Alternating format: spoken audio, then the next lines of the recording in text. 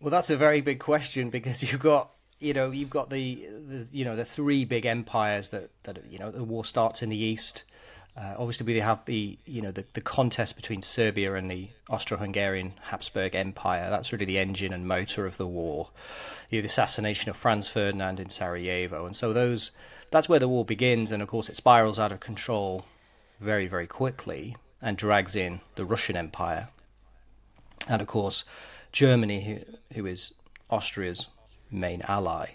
And so that's what we would term the Eastern Front, and that very quickly spirals into one of the worst wars in history, really, in terms of the amount of bloodshed, in terms of the amount of sheer destruction that it actually deals. And so you get something which none of the powers had really anticipated would be as bad as it is.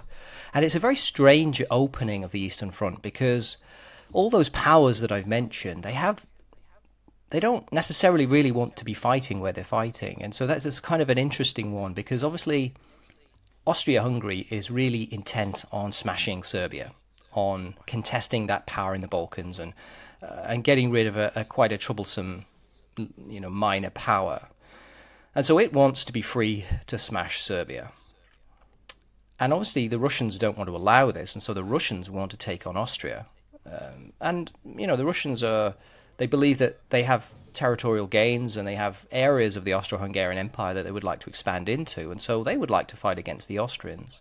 But of course, the main player and the most important power in this is, of course, Germany and what Germany does. And Germany doesn't want to fight on the Eastern Front. It wants to fight because of the kind of inflexibility of its war plan, the now infamous Schlieffen Plan. Yeah. Germany wants to fight on the Western Front. It wants to crush France very quickly, within 4 to 6 weeks. And so 7/8 of its army are going to go west. And so they don't want to fight the Russians because the Russians will be slow to mobilize. The Russians will probably get stronger as the war goes on. The Russians have inexhaustible manpower.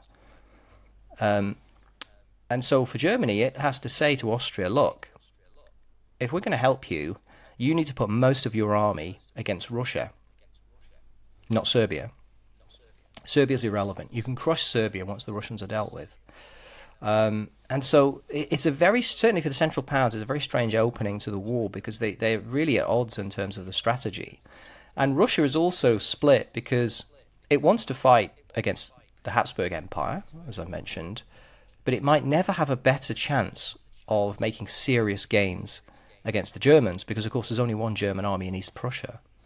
And so if they're going to fight Germany, they should go now. They should concentrate everything against Germany and drive on to Berlin, which is what the French, Russia's main ally, wants them to do. And so it's a very contested and complex opening, and it kind of goes on from there, really, in terms of the conduct of the war. And you have a series of enormous battles in August and September 1914 where the Austrians are sort of being dragged back to fight the Russians.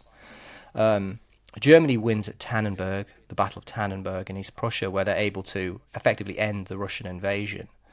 And then what happens is it becomes really evident that the Austrians are very, very weak.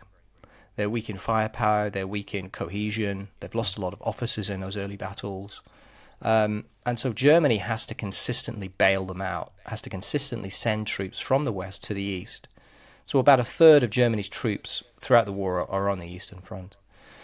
And so Germany is effectively forced to continue to provide support to the Austrians and then have to take offensive operations themselves, which they do in the May of 1915 at the Gorlice-Tarnow offensive, which is a very successful offensive when Germany really pushes back the Russians into what we call the Great Retreat.